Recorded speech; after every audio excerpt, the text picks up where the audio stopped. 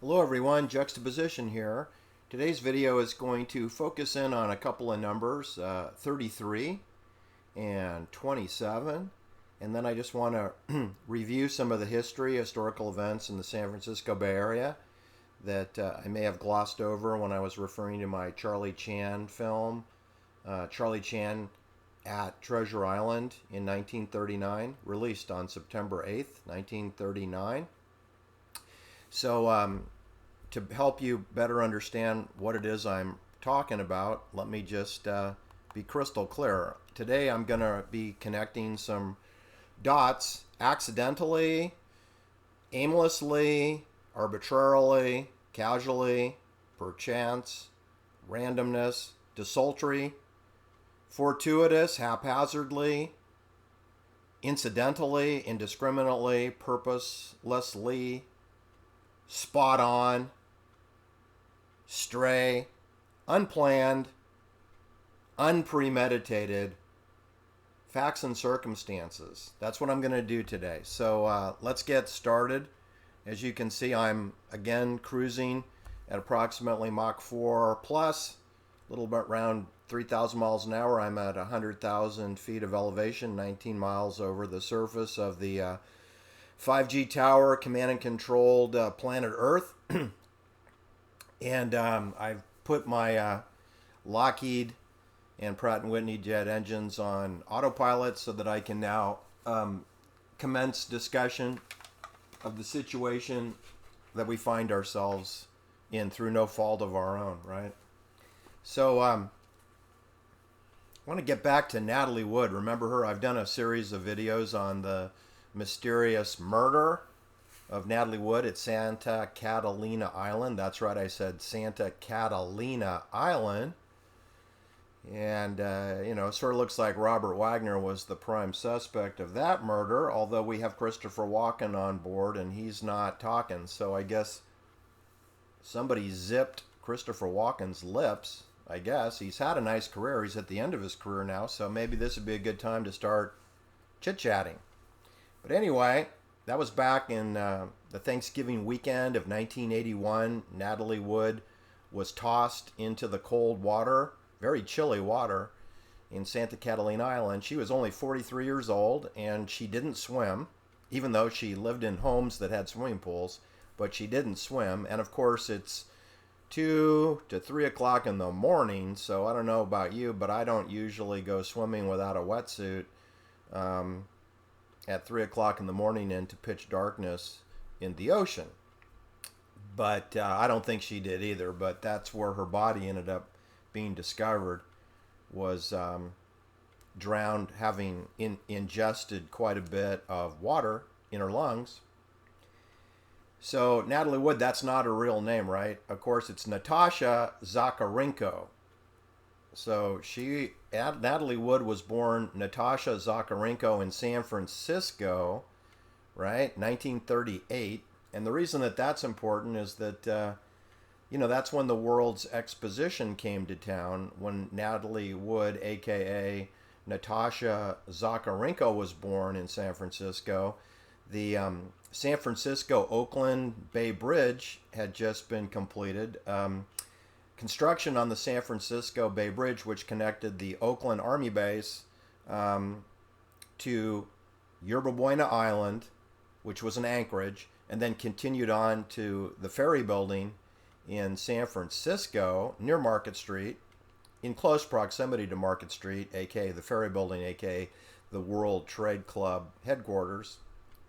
Because back then we used to have a lot of Navy ships that would dock, and we had a repair facility at Hunters Point, which is a little south of that particular anchorage of the San Francisco Bay Bridge. They began construction of that in 1933, during the Depression. They were also simultaneously working on the Golden Gate Bridge at that time, in the Depression when there was no money.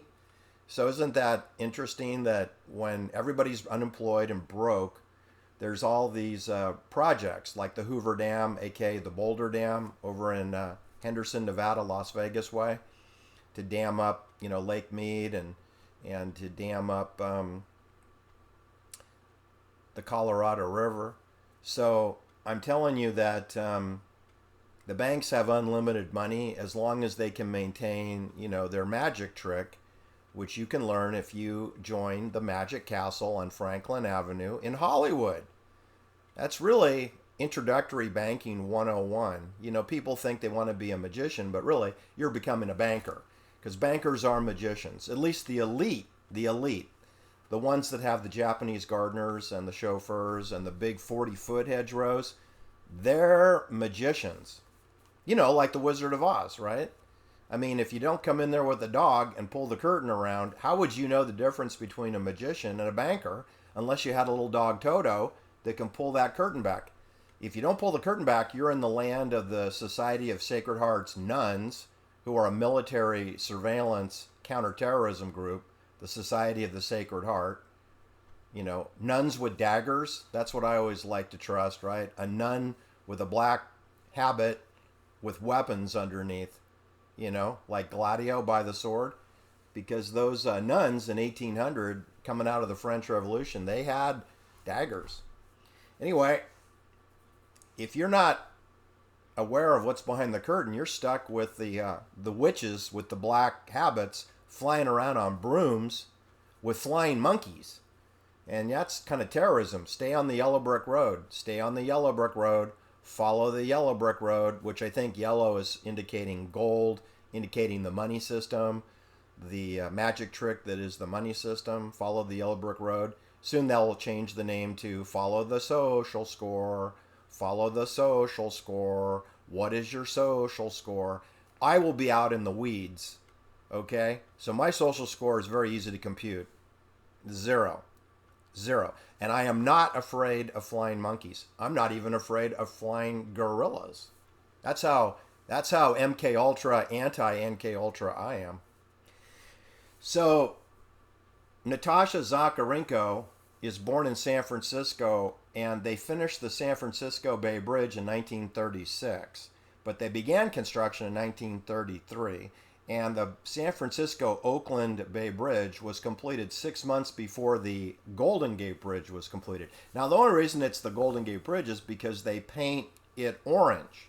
I mean, if they painted it purple polka dots, it would be the purple polka dot bridge, right? So the only thing that really distinguishes the Golden Gate Bridge, like the yellow brick road, is the paint.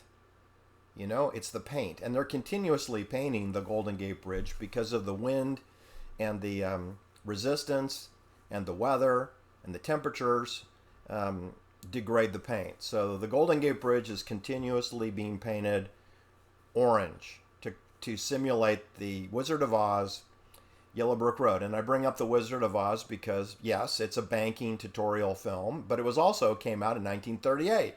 When Natasha Zacharenko was born. When she was born, Judy Garland was playing Dorothy in The Wizard of Oz, which was a banking film.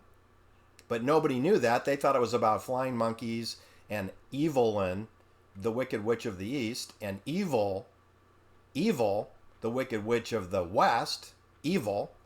And they were all pursuing the ruby red slippers, which apparently used to be silver when the novel of The Wizard of Oz came out. But I guess we don't want to talk about silver as a alternative money system, right? So you stick with the ruby red slippers, and it was kind of unclear what magical powers they had, other than Dorothy was able to get back to Kansas all by herself by dreaming her way home, since the banker, aka Wizard of Oz, was completely unhelpful. And as you now know, banks are mostly closed. So when you really have an issue with your money, you cannot get help, because you can get a Subway sandwich and you can get a pizza, but you cannot get help from a banker most of the time. They're closed. 2/3 of the time they're closed.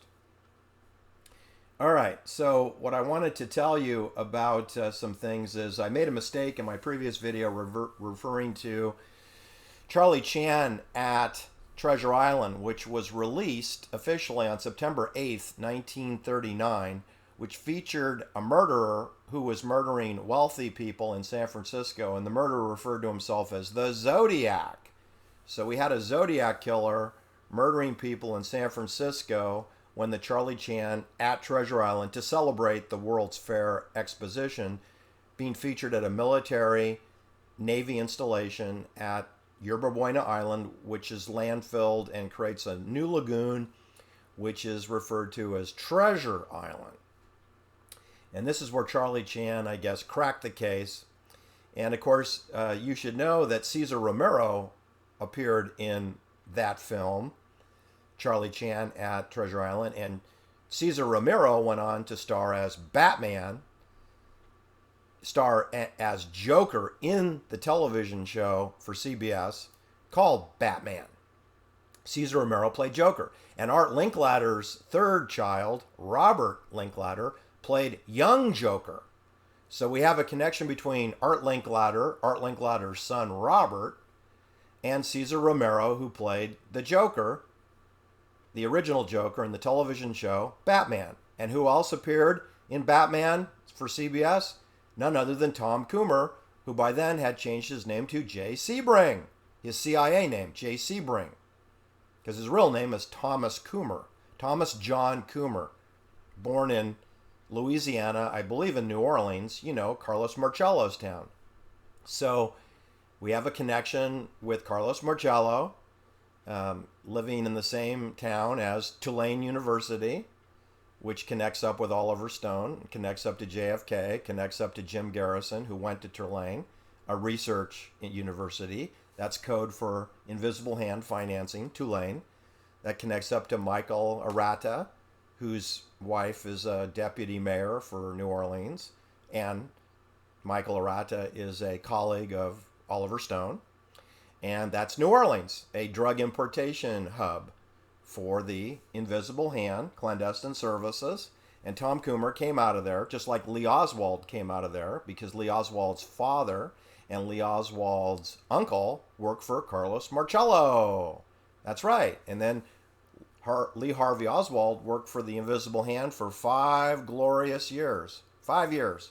From age 19 to age 24, when he was sheep-dipped as a lone assassin of John Kennedy, and then he got whacked by a Jewish fellow by the name of Jacob Rubenstein, who everybody thinks is Jack Ruby, who's from Cicero, Chicago, where Al Capone had a base of operation, where Paul Marcinkus, who went on to become the president of the Bank of Vatican, propaganda due, friends with William Colby, the former deputy director of Gladio in Europe and the former deputy director of CIA operations in Rome, Vatican City in the 1950s, and then reassigned to Cord's program in Vietnam and put in charge of Phoenix, political assassination and terrorism, My Lai massacre, William Colby, and then he took over after Richard Helms mismanaged the Watergate burglaries, which there were 3 burglaries, but we only talk about 1 burglary.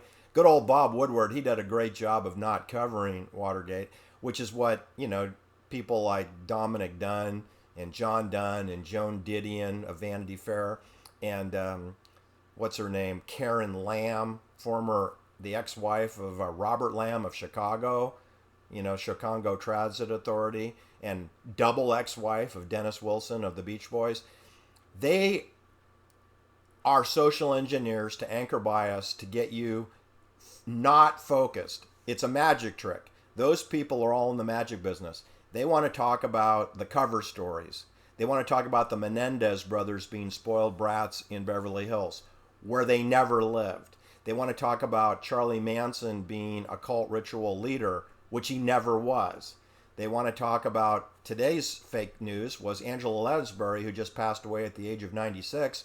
Her daughter, Deetra, was a CBS casted Manson family member at age 16, and she resided and slept overnight at 13158 Chandler Boulevard, approximately 3 miles from the CBS television studios there in Van Nuys, Sherman Oaks, Van Nuys.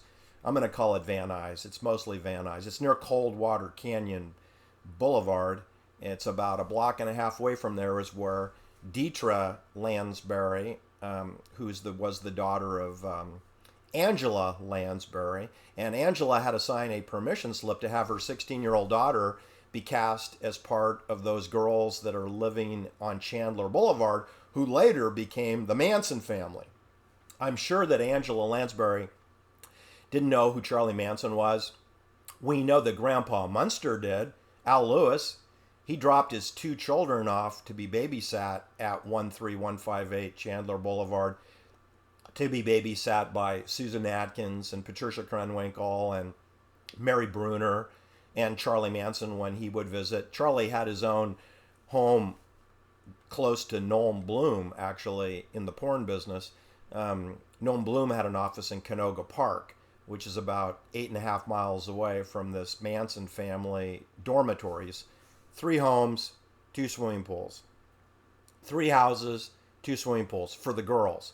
Charlie is west, 8.5 miles away on Gresham Street in Canoga Park, which is about 1 mile from where Noam Bloom has a pornography production facility, which later is used to create VHS cassettes. At once the VCR took off, which would be after Charlie Manson had been rearrested for the 6th time and put back into federal prison, well, into state prison eventually for the murders that he didn't commit. So, a couple of things here you should know is that the last Zodiac murder occurred on October 11th, 1969. October 11th, 1969. Now, that is 30 days. That is 30 years and 33 days after the release of the Charlie Chan at Treasure Island film. The release of the movie Charlie Chan at Treasure Island, which was released on September 8th, 1939, where they tell you, where the OSS tells you there's a killer loose in San Francisco who calls himself the Zodiac. And then 30 years and 33 days later, Paul Stein, age 29, gets shot in the head with a 9mm pistol in the Presidio Heights neighborhood where Nancy Pelosi and Paul Pelosi live, and just a couple blocks away from Sharon Tate's father, who lived in officer housing there. And Michael Aquino may or may not have lived there at the time. However, he certainly lived there in the years to come. Michael Aquino, you know, the president of the Church of Satan, Church of Final Judgment, aka British Intelligence, CIA, Church of Scientology. It's called, so in London they call it the Division of Compulsion Analysis, but it got renamed when it came to San Francisco to the Process Church, or the Church of the Sat, or the Church of Satan, or the Church of Final Judgment. You know, you can pick your cover name. I mean, before that, it wasn't didn't we call it the People's Temple when we had Jimmy Jones in town? I think People's Temple is the same thing, right?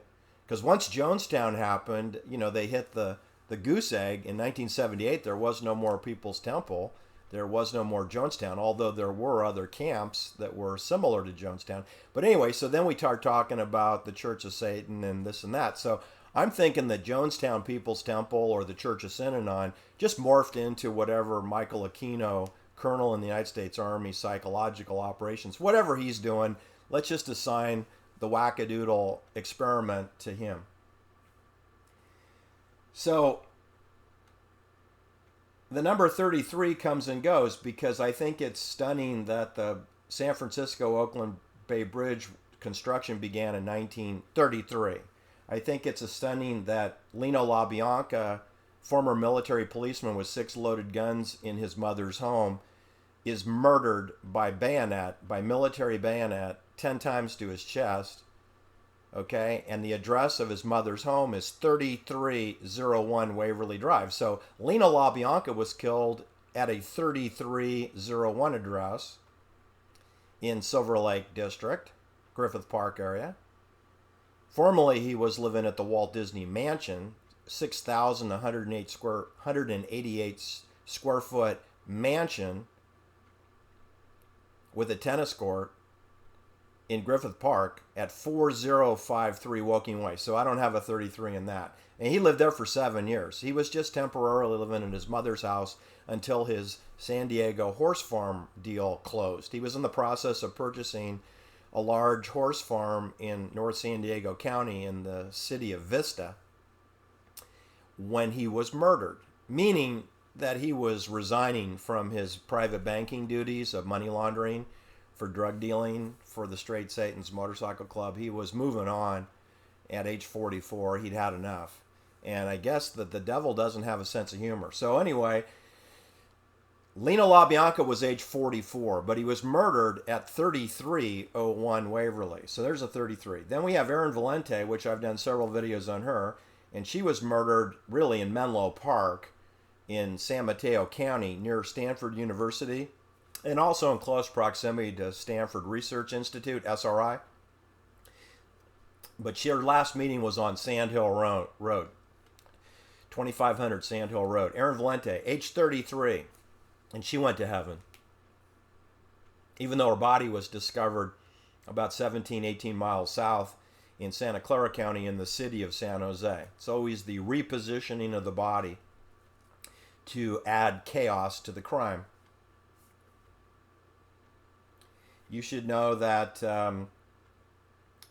27 is a popular number because remember, we have Brian Jones of the Rolling Stones, who was the founder, leader of the Rolling Stones, and he was 27 years old when he was murdered in a swimming pool just before Sharon Tate got murdered on a Hollywood set, which is called Cielo Drive, but it's on Bella near Sunbrook. And Brian Jones was suicided, murdered, accidentally adventured into a swimming pool, dead at age 27. So then did Jimi Hendrix. So did Janis Joplin, who died, a year after Sharon Tate, and she died next to the Magic Castle on Franklin Avenue in the hotel room 105 on the apartment motel next door to the Magic Castle, just west of the Magic Castle by a couple hundred feet. Jim Morrison, whose father helped us create the Vietnam War with the Bay of Tonkin invasion, Jim Morrison died at age 27 in Paris, and looks like he might have been murdered. And then his father was a rear admiral in charge of Navy fleet activity in the Bay of Tonkin, and they came up with a false incident known as the Bay of Tonkin incident, which justified a 10-year war of Dow Chemical, Monsanto, Lockheed Martin, General Dynamics, Raytheon Missile Guidance System, Bechtel Corporation, Brown and Root, Bell Helicopters, you name it. Everybody got a little piece of the pie except the Vietnamese. They sort of got the wrong end of that war. Unless you worked for the CIA in the South Vietnamese Army. Then you got a home in Tiburon. I personally know a guy who got a really nice home in Tiburon. Yeah, with his own boat dock. I mean, it's pretty good reward for being a CIA spook in Vietnam. He's Vietnamese. So, kind of the enemy of the people. You got to always be on guard of these COVID people, because if they're accumulating homes with boat docks during the COVID crisis, it could mean that they're on the wrong side of the COVID war, right? That they're maybe an enemy of the people. So for the people who are accumulating wealth during this time of trouble, where there's high unemployment, there's confusion and chaos, and there are people that are making out, those are perhaps the wrong people to be chumming up to. I mean, you can chummy up to them, just know that you can't trust them, right? That was going on during Vietnam. So we also have a situation where Hollywood continues to pump out the films like The Hunger Games. In The Hunger Games, which I think came out in 2012, they promoted the concept of districts, not states, not countries, but districts. That's New World Order. That's Agenda 21, the concept of districts. And then from within the district, you choose or select a representative to go to the Hunger Games where they will compete. And if they lose, then your district gets decimated in terms of required extermination, Agenda 21 depopulation of your district. If you win, then you get the reverse. You get bonuses, you get rose gardens, you get a higher style of living, right? So it's Roman gladiator battle, slaves versus the Roman warriors. and or centurions versus the slaves. And then if you win, you get promoted and perhaps you win your freedom, right? And that's what they want to do. They want to create social competition and a division. It's a form of CRT, critical race theory, critical religion theory, critical competition theory, critical hunger games, what I would call critical hunger games, a competition amongst districts, which you can see tourism isn't really in vogue during the Hunger Games. People don't go from district to district unless you're a celebrity, unless you're one of the bankers, one of the elite bankers. You can't really travel. I'm sure they have travel restrictions within the districts. I see that that's the direction that we're going, very much so. You can see airlines are canceling routes, so we're shrinking. The travel matrix is shrinking. Banking is going away. Small businesses are going away. Choice is going away. Amazon's on the rise. Google Poppycock search is on the rise. YouTube fake videos are on the rise. And truth and critical thinking are on the decline. Actually, I think they're the same. They're whatever they were before when we had steroid football and Lance Armstrong winning the Tour de France. People were pretty stupid during that. And they're equally stupid today, even when it's more obvious that it's a magic trick. So I wanted to give you those names: Brian Jones, Jimi Hendrix, Amy Winehouse, Janis Joplin, Jim Morrison. They were all done away with at age 27. And then Cass Elliot was done away with at age 32 in London, just a block away from the Mayfair Sheraton Grand Sheraton Hotel, which is a block from the Playboy Club where it used to be. And she was 32 years old. Cass Elliot was 32. What's interesting is a couple years later, Keith Moon, the drummer for The Who, he was done away with in the exact same room at the exact same apartment building that Cass Elliot was killed. In the same room that Cass Elliot was murdered at age 32, Keith Moon was murdered at age 32. And it's not 33 and it's not 27, but it is a heck of a coincidence that you have two people in the entertainment industry living in the exact same room, both killed. I'd throw Judy Garland into this, but her age was 47, and she was murdered about a mile away from where Cass Elliot was murdered, about a mile away from the Playboy Club, by herself alone. And, she wasn't very healthy. But she's the star of The Wizard of Oz. And, she dies in London, the center of banking, the center where the Wizard of Oz lives. Judy Garland. Dorothy. Take Me Home to Kansas. Dorothy. All right. I want you to know that I've gone back and done an inventory of all the homes in close proximity to the Sharon Tate Abigail Folger murder site, which used to be called 10050 Cielo. Today it's Jeff Franklin's ridiculous mansion, zero lot line with a lot of swimming pools, where the homes used to be. Where Sharon Tate was killed is now a swimming pool. Where Abigail Folger's body bled out, it's a swimming pool. And the address has been changed to 10066 Cielo Drive, even though it's still on Bella, next to Sunbrook. But all the homes around that area, I now believe, are controlled by the invisible hand. We already know in my previous videos that the murder scene for Cielo Drive was purchased in 1941, right? Which is after Natasha Zacharenko was getting ready to move to Van Nuys to get involved with the Hollywood people, with her Russian immigrants' parents. And about that time, RKO purchases the Cielo Drive hillside, where it builds a doppelganger evil twin home, and then it builds the Love House where Sharon Tate is murdered. And they build four houses, two main houses, and then two pool cottages and two swimming pools, duplicates, 150 feet elevation difference on the benches on the hillside. They had to excavate, bulldoze, and haul the dirt away to do that. And the Jeffrey Franklin home, they did more of that because now they have an underground garage on that property. So I don't think there was an underground facility that connected the doppelganger home to the Sharon Tate murder house. Could have been. There could have been. But I don't think so. It's really not necessary. There are multiple pathways that you can go from the homes below or the home above or the homes to the side, there are multiple ways that you can go through the bushes on little goat trails to get onto the property. You don't need a tunnel. And there's not that many people that would notice except professional surveillance cameras and telescopes and infrared, coming from the Art Linkletter home on Bel Air Road, or coming from the Beverly Hillbillies home on Bel Air Road, or coming from the so-called Patty Duke home at 1600 Summit Ridge Drive. There are dozens of homes that you can see onto that property, and you could see people coming and going if you were paying attention. All right, and then, Hollywood comes out with the movie The International in 2009.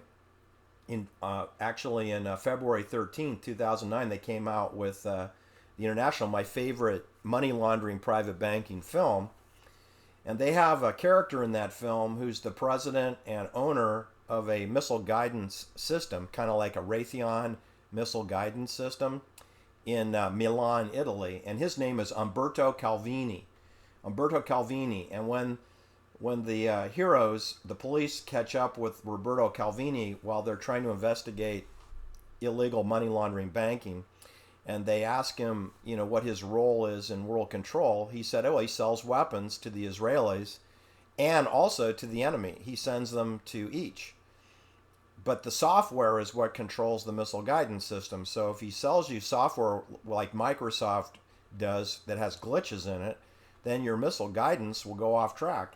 And he would never do that for the Israelis. He's not going to sell them bad software. So his point is that he sells to everybody to promote conflict, but he's only going to give the good software to his number one client. And so the police wrongfully think that that's to create a conflict, to create control. And he says, no, the war and conflict is not about the control. The control comes from the banks lending the money to the countries who lend it to their military, who then purchase all these weapons and run up these impossible to repay debts. And he goes, that's the debt. The debt destroys the nation's sovereignty. And that provides command and control for the bankers. Because if the bankers control the credit and the lending, then any nation is beholden to the bank, which means that the bank decides the budget and the social agenda for every nation on earth. And that's what we have today. The United States of America has no sovereignty at all. It has no democracy at all. We are punked by the banks. And it's the same in London. It's the same in the United Kingdom. It's the same in Israel. Israel is not a sovereign nation. It is just a police state. And that's what we're becoming. We're becoming a police state, just like Germany, just like England, United Kingdom, which is not united, nor is it a kingdom. Just like China. All right, so Umberto Calvini uses the name Calvini in this film. Well, you should know that film came out, I told you, in 2009.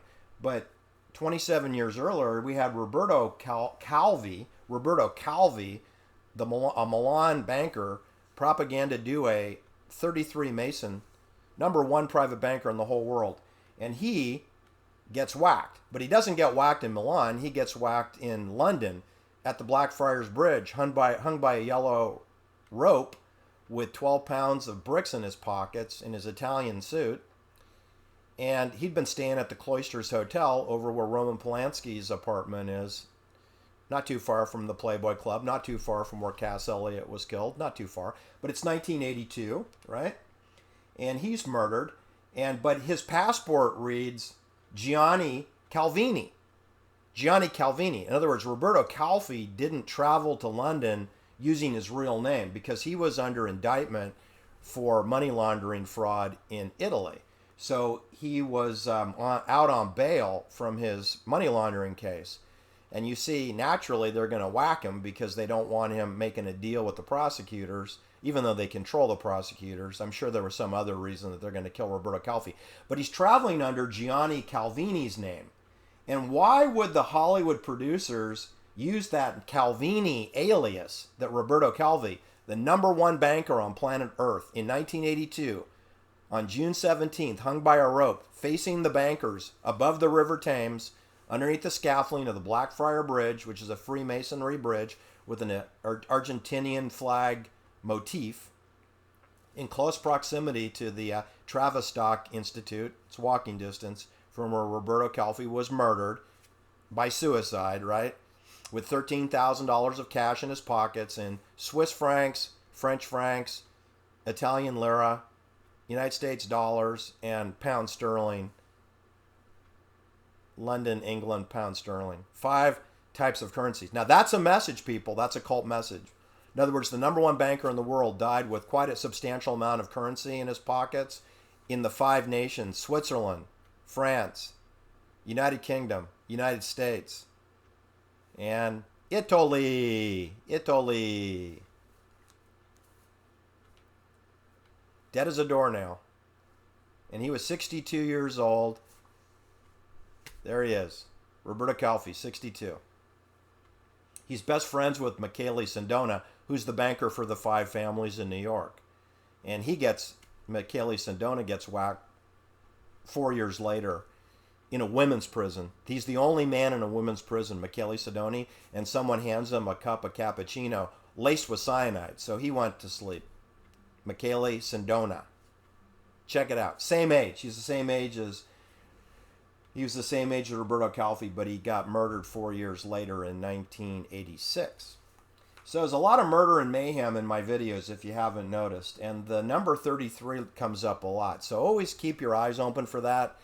And keep your eyes open for young women who get whacked at age 27, like Amy Winehouse, like Janis Joplin, you know. Sure, Jimi Hendrix, Brian Jones, Jim Morrison were men. Keith Moon, age 32, a man. Cass Elliot, a woman, age 32. Natalie Wood, age 43, a woman. Natasha Zacharenko. All right, that's it for today. Thanks for listening. Please hit the like or subscribe. Have a great day. Bye-bye.